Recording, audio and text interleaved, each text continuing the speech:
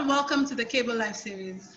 I'm Ogechi Ekianyo, and on weekends we talk about the impact of the pandemic in Nigeria. Okay. These are uncertain times, and the pandemic is ensuring that we change our lifestyle tremendously. The virus has definitely led to a physical health crisis, but it could also lead to a mental health crisis.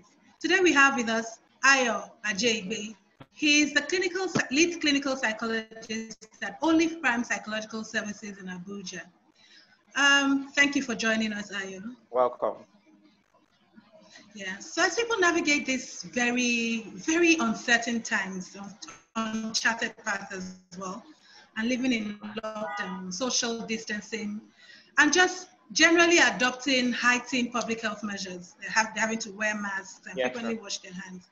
The World Health Organization says that, that there will be long-term psychological impact, and they can include higher levels of loneliness, depression, and even harmful drug and alcohol use. Let me ask you, how do you think, or how is the pandemic exacerbating mental illnesses and use of alcohol and drug use, and what this means in the Nigerian setting? Great, thank you so much. Really appreciate that. We can't go about talking about this COVID-19 without really touching the impact of the mental health aspect on our mental health, rather. So there is nothing we can do in life that doesn't involve our mental health. If you're happy, you're going through activities in school, you're going to activities at work, you're getting married, you're giving birth, your mental health is involved. Your reaction to things in life involves your mind and your brain activities, right? So a lot of things is happening during this period. So how is this COVID-19 influencing people and mentally, influencing the psychological mindset of people during this period? It's affecting various ways. We'll talk about it from organizations, we'll talk about it from home, and we'll talk about it from individuals.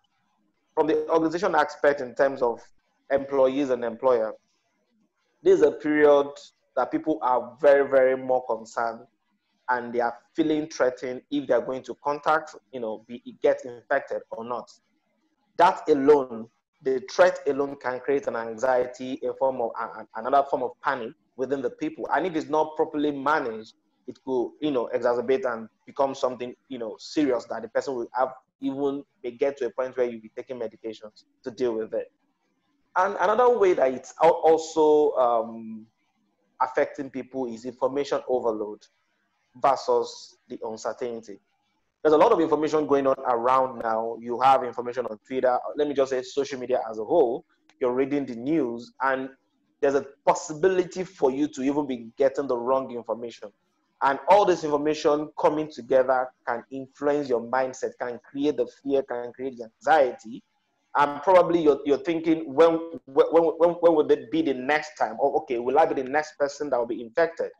Another way that this thing is affecting us is you see pictures everywhere. You see news of people, getting infected. You see people dead, the dead. And you also see people, information about people that are discharged. How do we react to this? All this information is creating more fear within our mind. And another aspect within the organization aspect is financial loss and job insecurity. Most organizations now are, trying to cut down, in terms of their workforce. Some organizations are reducing the income, let me say the salary they are paying out to staffs. Yeah. You understand? So a lot of things is going on. Yeah, you get what I'm saying. So is it that you're laid off, or you stick to the decrease in salary? You understand? A lot of things. So you don't even really know what is going to happen. So even personally, I have some colleagues that have lost their jobs. Some resigned themselves during this period, and it's all related to the pandemic itself. So a lot of things is happening. What about the stigma? When you hear that people are infected, you already program the information in your head that what if I'm infected and hopefully, I tested negative to it again after getting isolated and I'm out. Will people be able to accept me back? Will people take me back as their, friend, family member? Will they still come and visit me? Will they believe that I've really, truly tested negative to this infection? So it can create a worry, and worry is the major symptoms in generalized anxiety disorder. You understand? So that one alone, and one major thing about anxiety is like you're thinking about things that are yet to happen. You understand? And this is a period of uncertainty. You don't know what is going to happen. You don't know the next person that this thing is going to affect. You don't know how it's going to influence the next person. You don't know if your family is going to be affected. Let's come back to the family aspect. Linking it from the organization, if you are the breadwinner of your family, definitely the living standard of that family is reducing, or is, when it gets to some level or to some days or months, it will actually reduce the living standard of that family. Imagine you are the major breadwinner of that family, your salary is reduced, or you even lost the job. Maybe within the next 2-3 months, you'll be living on your savings, or let's say 6 months or 1 year, you'll be living on your savings. Hopefully, the individual will be able to get another job. It will impact on the mental health of the children. And if you're not the type, if the individual is not the type that knows how to control his or her behaviors and interaction, there might be a form of transfer of aggression or transfer of feeling towards the wife or towards the husband or towards the siblings or towards the children. You get what I'm trying to say? Yeah. So it also impacts on the mental health of the individual. And during this period, how do we cope with issues? How do we cope with issues during this period? Do we cope? Some people cope because they are working from home now. Hopefully, some that are working, they are working from home, or they spend more time in the house now. They cope by having excessive sexual interaction with their partner. Or they cope by using substance, probably by drinking or by smoking or doing some other form of unhealthy coping mechanisms. And this alone can create another problem. Because before the pandemic, you are not depending on substance, you're not depending on alcohol or cigarette or marijuana or other form of substances. But due to the COVID pandemic that leads to the isolation, you've now, okay, I'm bored, nothing to do. Okay, what can I do? I have to take it. Or what if you have work to do at work? You have work to do online for your office, and you're feeling sleepy, but you have to stay awake. You understand? That is where you now started taking some medication to keep you awake, or you are, abusing coffee. That is where it starts from. What is the health status of the children in the house? How are they coping with this pandemic itself? Now, Yes. I was trying to think about people that graduated during this pandemic. The idea of graduation that we have, even you, the idea of graduation that you have is everybody comes together, we rejoice together, we do everything together.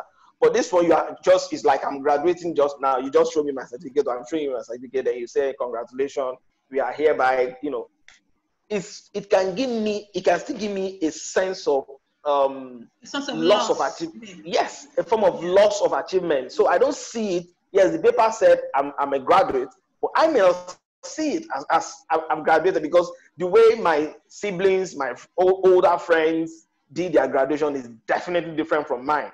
You understand? Some even form a funny heading that COVID-19 graduates. I was like, what do you mean by COVID-19 graduates? So that can actually affect them. Now, this is a moment that people can even be dropping out of schools, even if you are doing the online studies.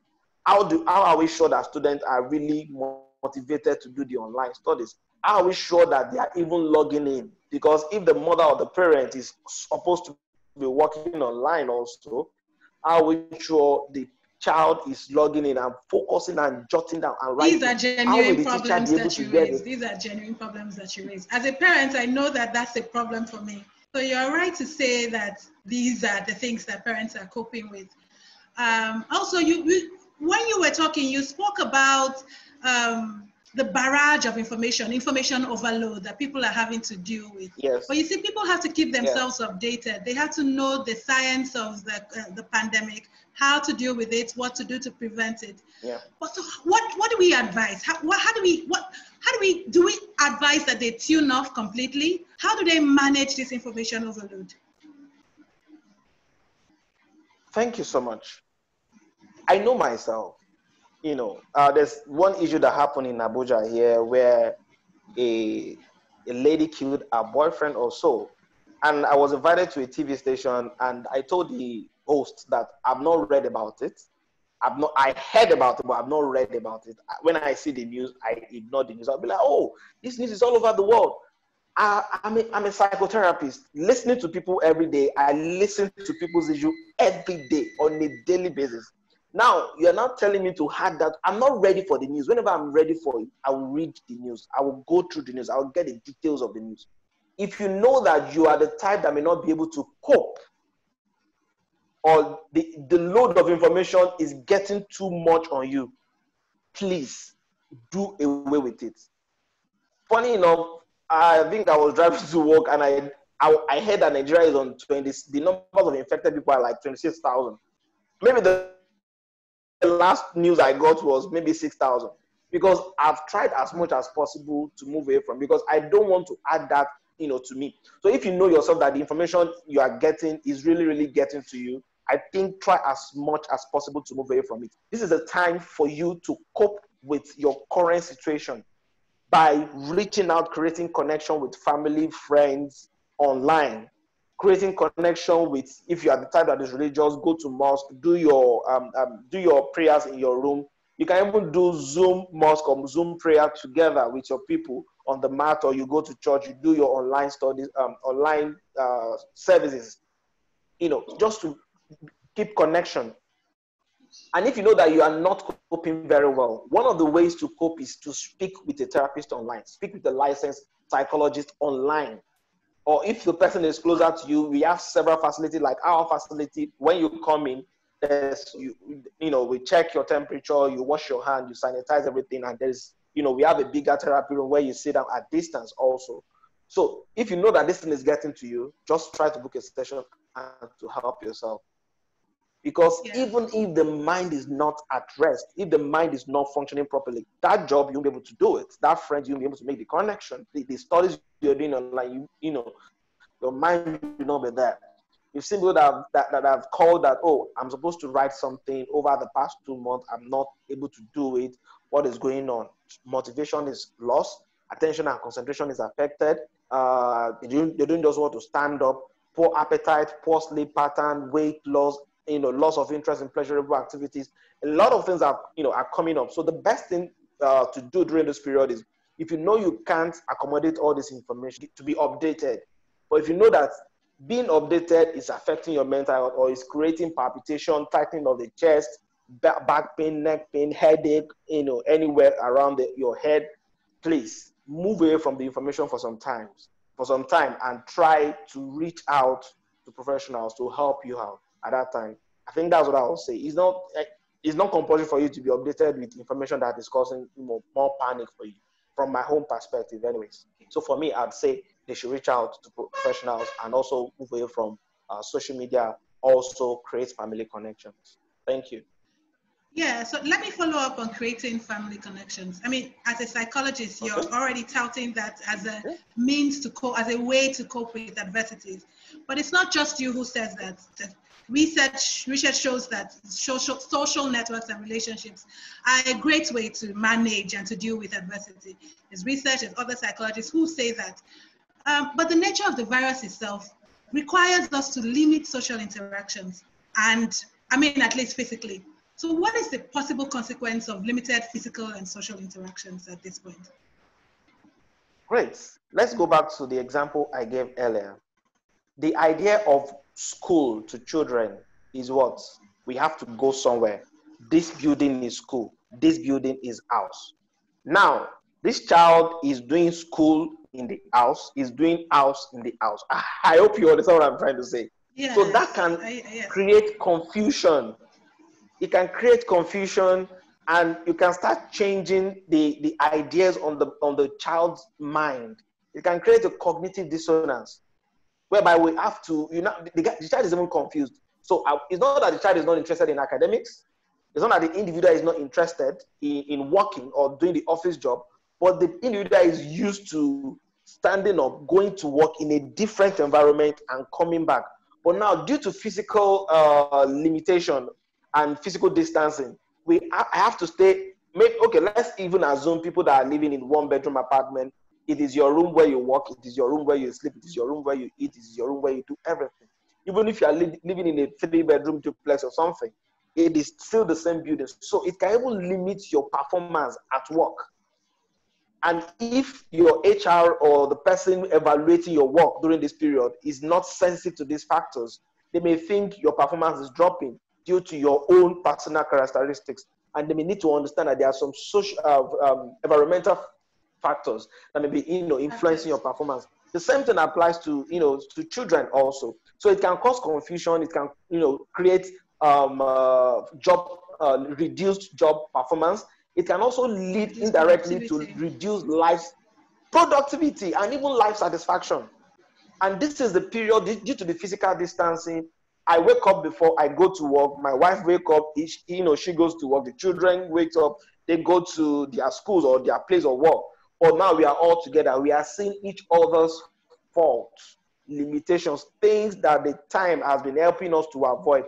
We are here together. So there is a possibility for an increased domestic violence in the house. Do you understand? So if the individual is not cognitively stable, you can be misinterpreting the issue. There's this case on Twitter, like a month or two ago, that the man said he's always angry with his wife whenever the wife spank or beat the children. But now that, he has been forced to stay in the house, he has seen himself doing the same thing. So, and it's now kind of strange to him that now I scold my wife for doing this to the children. Now I'm doing it. You understand? So the COVID, the pandemic itself can bring about a different part of you. And remember, we have three constructs of the mind: the conscious mind, the subconscious mind, and the unconscious mind. According to Sigmund Freud, most of the things in our unconscious mind are the basic thing that forms unconsciously and indirectly forms who we are. And that is why your personality, you can mask it. One way or the other, it will find itself out. What if the mother is not even as, let me say, aggressive as the guy, but because the guy goes to work, stay longer at work and doesn't stay too much with the children, that is why he thinks I'm a saint compared to my wife. But now he's seeing that there's a change. So it can even influence your personality. It can make you to start seeing a different part of you. I was talking to a doctor, a university doctor over the week, and we are saying that people are dying now. We don't even know if it is the stress of the pandemic that is worsening their physical health. Because before, Nigeria is a country where we shake, we hug, we do this. Children, when they go to school, maybe their teacher hug them, welcome, and people everything. Thrive now, on intimate relations. You understand? We can't do that anymore. So it's like we are exposed to a different planet, and we have to abide by the new planet. Or if you don't abide, you get infected. Everybody, use like what you said in your introduction. Use the public health protection. People use nose masks, face cover. I don't even know if that one is working anyway. But your nose mask is now part of your dressing, and that is not part of it before. So it causes confusion, poor academic performance, poor job performance, productivity, low decision-making process, and a possibility for you to be impulsive in your thought process during this period. And we've seen a lot of marriages breaking down during this period, a lot of relationships breaking down, mothers, children having interaction, a misunderstanding during this period. So this physical distancing is costing a lot, but it also has its own positive side, because it can create time for parents to have more bonding, to create bonding with their children. This is the moment where we see some fathers are now realizing that, wow, thank God for the pandemic, I actually do not have any bond with my children. So this is a time that I can even do more of that with my kids. Some parents travel 3 times in a week outside the state, outside the country. All they do is, okay, I know my mom traveled. I know my mom called me. My mom chatted me up, or my dad chatted me up. So this time it also, I'm looking at it from the negative and positive side. I hope you get what I'm trying to say. So it even helps us to, yes. to have a better bond with the children with our loved ones. Yeah. Yes. Okay, so yes, that's very good. There's something vital that you said, and was a very scary point. A parent's inability to handle their children at this point, because you see, with the lockdown, it comes increased tantrums, because children can no longer go outside to play. They're no longer meeting with their friends. They're staying indoors. And I mean, there's been research that shows that tantrums have increased. Children are behaving, so-called behaving badly. I won't term it badly. Sometimes we just say it's inappropriate behavior or childish behavior. It's really what they should be doing. But we find that parents are not able to manage this behavior. they're not able to manage childishness and childhood. Yes. We'll come to coping mechanisms for parents, but it'll be nice to close with that, so that those are ideas, or those are points that people can leave with after this interview. So, but let's go over to people who already live with existing conditions, people who are already dealing with mental health issues before the lockdown. I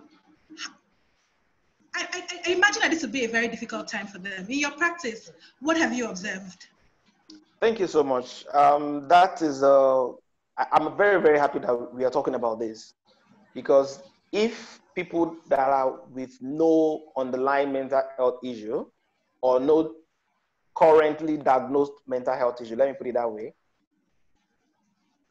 if they are experiencing 40% increase in mental health struggle or illness, think of what people that are already living with a diagnosed mental health issue are going through. So there's a higher tendency for them to go, this will be a more stressful period for them.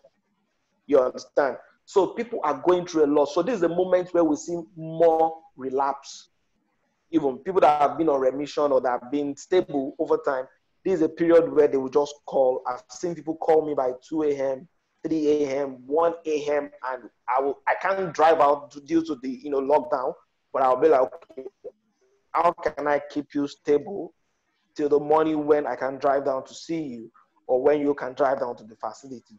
So this is a moment where people can be relapsing. So if an individual is already living with a particular mental health issue, and you discover that things are not the way they used to be, don't be too hard on yourself. The only thing to do is just reach out to your psychologist or reach out to your therapist and continue your session, either physically or through virtual sessions. So this is a time that for me, this is a period where if I discover that, okay, there's a relapse, if I'm seeing you like once in a week before, I try to increase it to twice a week, so that we can deal with this, period appropriately and develop new coping mechanisms, or strengthen the initial coping mechanisms. Then we now go back to our normal frequency of our session. So people that already have underlying mental health during this period, irrespective of the type, psychotic illness or mood disorder or anxiety disorders, they are going through more, stress during this period. So my point for them is reach out to your psychologist. Don't feel bad that, because we have some patients that, we have some people that they feel, oh, I've had enough session. Calling my psychologist again, we mean, oh, I'm relapsing. You don't need to feel bad. And we understand that you don't need to start the session. Let's take, for instance, you did a 12th session with me, and you're feeling bad that you need to come back, or you think if you come back, we have to start all over. No, there's something we call a booster session. You don't need to start from the beginning to the end of the 12th session anymore. You may just need to do maybe 3, 4, 5, 6 sessions just to, juggle things up, and we move on from that. So be comfortable to reach out. Another thing that can cause, issue with people that already have a diagnosed mental health issue during this time is confusion that what is going on. Let's take, for instance, that someone has experienced traumatic event in the past, and he thought he has dealt with it. Oh, I'm done with it. I've gone to see my therapist. Everything is fine. No flashes, no anything. This is the moment that you can be having flashback. And it can be so heartbreaking. It's like you've treated something again and the thing is back. So it is normal during this period if you are experiencing that. The major thing you need to do quickly, don't do Google Doctor, don't do Google anything. Reach out to, if you are still in contact with your psychologist or your therapist, reach out to the person, and you take it up from there. And if you don't have a therapist already, reach out so that you can start something afresh and take it up from there. So for me, there are ways to take care of your mental health issue now, and the best way is reach out back to your psychologist to pick up, keep up with your sessions. Thank you so much. Thank you, Mr. Ajaybe. So let's go back to coping mechanisms. Can you leave us with vital coping mechanisms? How can people deal with the stress that comes with living in a pandemic era? Thank you so much. Do we really even understand that We are all vulnerable. That is the number one thing. We are all vulnerable. Don't let us be living under the illusion of invulnerability. Oh, it cannot happen to me. Allah is behind me in the name of Jesus. It cannot happen to me. Good people are infected. The people that we categorize as bad are infected. Anybody, the elite are infected. The middle social class people are infected. Lower class people are all infected. So nobody is left out. Number one thing is we need to understand. I think we've talked about the number one thing, creating connections. The next one is you need to understand that we are all. So just before you continue, you're speaking about creating connections. How do we create connections in this era? Will social media suffice? Number one, social media can be part of it, but you have to use it wisely. Direct phone calls can be part of it. You have to use it wisely. Creating social media, when I say social media, Twitter, Instagram, WhatsApp, Zoom, and so on, you can make use of it, but strictly for families, for friends. Now, the clause, I like explaining this. What if my family members are actually a trigger for me? So who am I making connection with? You understand? Who am I making connection with? So you may have friends.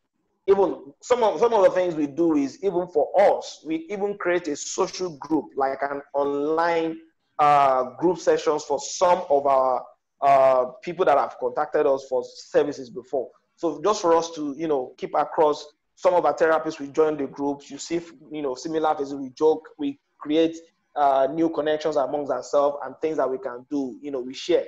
But if you know that you are cool with families or you have issues with family, this may even be the moment that you have to resolve your issues with family. You understand? You may even think a family member is not, cool with you, or you are not cool with the family member. Just a call, you just go through. Remember, forgiveness is a therapy on its own. It's not for the person that you are forgiving, but it is just for you. That is another thing. So creating connections with that person or family member, father, mother that you know called over the past 6 months or 1 year, just send a text message. How is the person doing? Put a call through. So we can do it through any medium. So any media, maybe social media, Instagram, phone calls, emails, anyone, Google Hangout, anyone that you feel comfortable with and your family members is also comfortable with. You can reach out through that process. And you can also reach out to friends. Friends that trust, you have a good connection with them. This is a moment for you to reach out. It's not all about you telling them about your anxiety. Sometimes just merely talking to people about jokes, past memories, and everything when you were growing up and all sort of like that can even lift your spirit and like, though you've not really talked about I'm having panic, I'm having palpitations to the person, but merely sharing other aspects of life can help you go through. So creating connections can be done through any means, any safety, healthy means.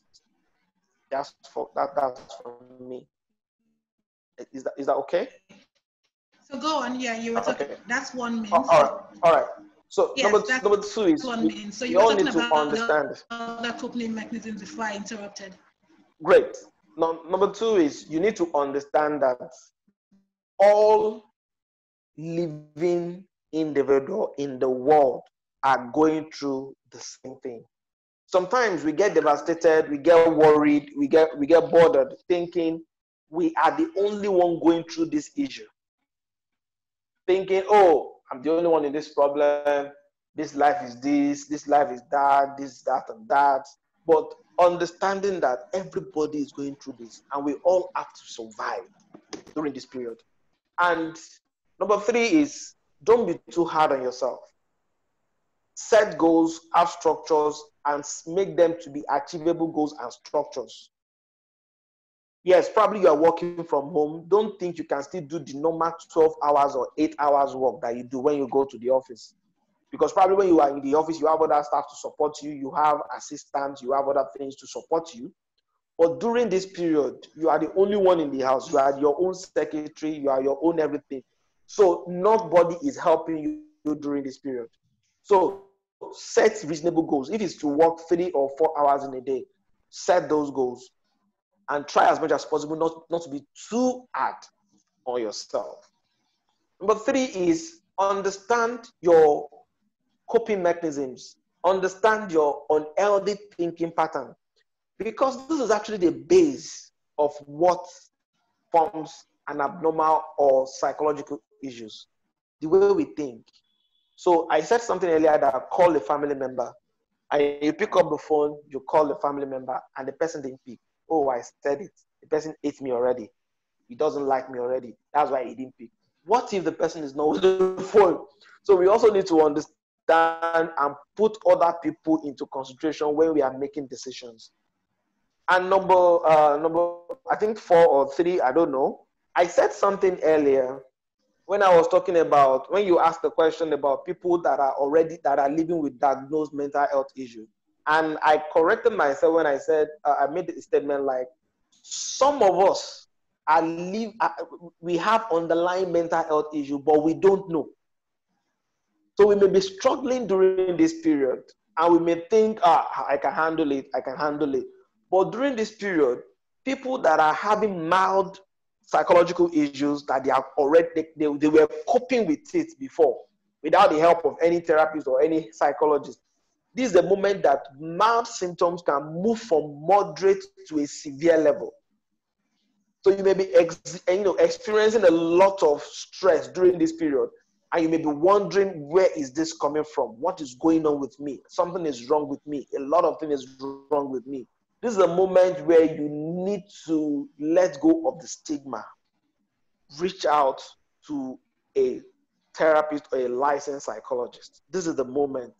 And most people, this is the moment where for the first time ever, they are getting, they will need to meet a psychologist, or they are getting diagnosed of a particular psychological issues.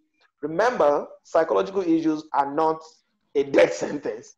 People have been diagnosed of diabetes, cancer, and other forms of physical illnesses. That is the same way people get diagnosed of psychological issues. People have been cured of several, mental, physical issues.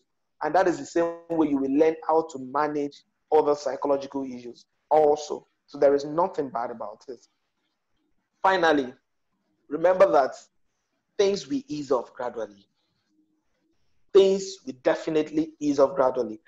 I believe that how we are all feeling now during late March and early April, let me say the whole of April, we are all not feeling the same way now. The tension and the panic that we all have then, we are all not feeling the same way now. Though we are still more conscious that the virus is still outside, but the tension is reduced. And let's just be hopeful that this thing will reduce. Another thing is, you need to jot down those things you are worried about. Write it down. Write everything down in the paper.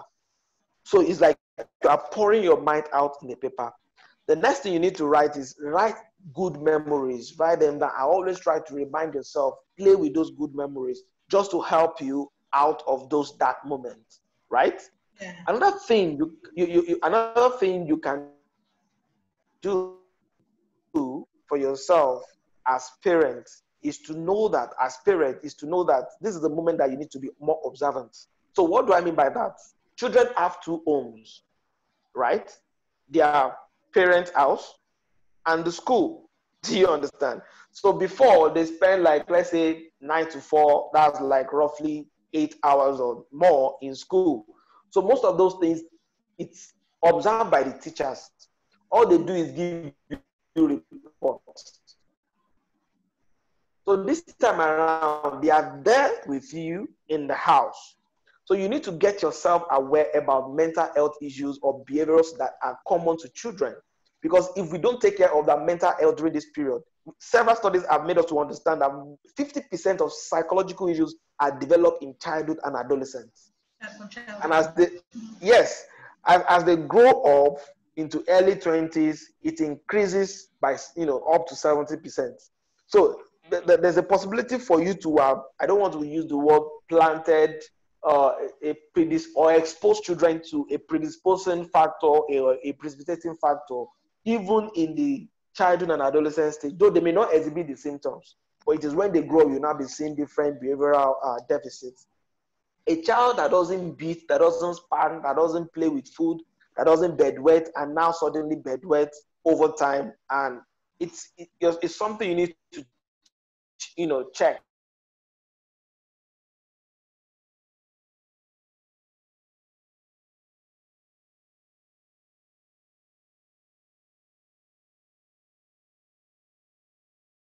fathers, older siblings also need to check their own mental health, also need to check their own, coping mechanisms, also need to check, because your own way of life can become, can expose your children or people around you to develop other psychological issues.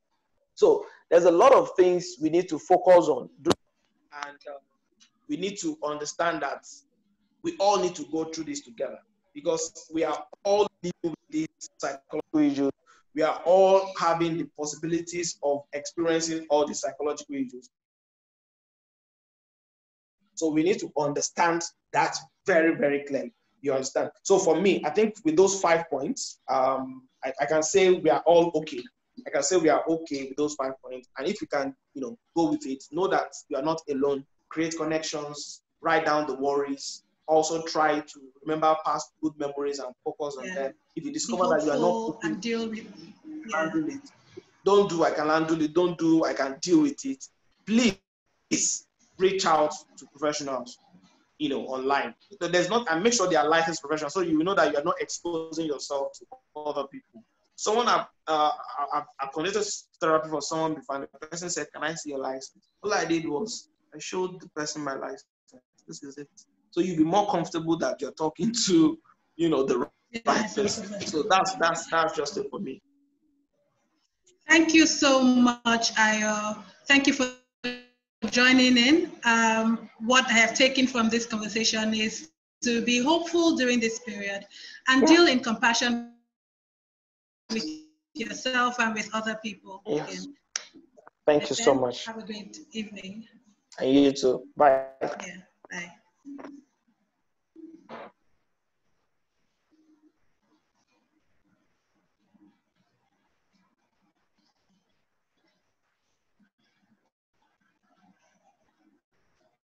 Thank you everyone for joining in the Cable Live series. This is the end of the program. We'll be back again, same time next week.